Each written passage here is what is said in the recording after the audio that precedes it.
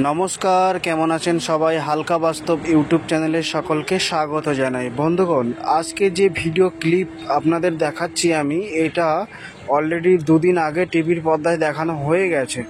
তাই আপনারা কিছু মানুষ আমাকে কমেন্ট করেছেন, যদি কোনো শুটিংয়ের ভিডিও থাকে তাহলে আপলোড করার জন্য অনুরোধ করেছেন। আর সেই আপনাদের অনুরোধ রাখতে আমি এই ভিডিওটি আপলোড করলাম। দেখুন, এখানে দীপা ম্যামের সঙ্গে যে শ্যুট নেওয়া হচ্ছে, এটা হলো উনি ট্যাক্সি থেকে নামার পরে ওই ট্যাক্সির চালক ড্রাইভার ওনার সঙ্গে ভাড়া নিয়ে একটা বচসা মনোমালিন্য হয়।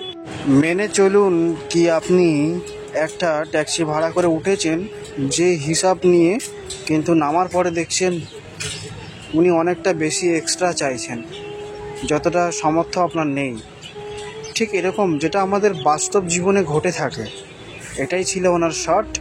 আর ওনাকে এই শট কমপ্লিট করার জন্য কমসে কম 5 বার তাকে শ্যুট নেওয়া হয়, তারপরে ফাইনাল রাউন্ডে এসে পৌঁছায় এবং সাকসেস হয়।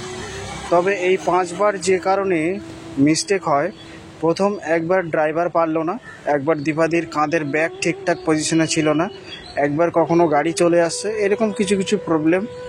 এইভাবে 5 বার নেওয়ার পরে ফাইনাল রাউন্ডে আসে এবং সেটা কমপ্লিট হয়। একটা কথা আপনারা ভালো করে লক্ষ্য করুন, দেখুন যখন 5 বার ক্লিপটা নেওয়া হয় তখন দীপাদি এবং ড্রাইভার রৌদ্রে, আর তার সহকর্মীরা তারা কিন্তু গাছের নিচে ছায়ায়। এবার আসি, এই জায়গাটা কোথায় শুটিং হয়েছে একটু বলে দিই। এই জায়গাটা হলো সেন্ট্রাল মল, অর্থাৎ অনেকে হোম টাউন নামেও জানে।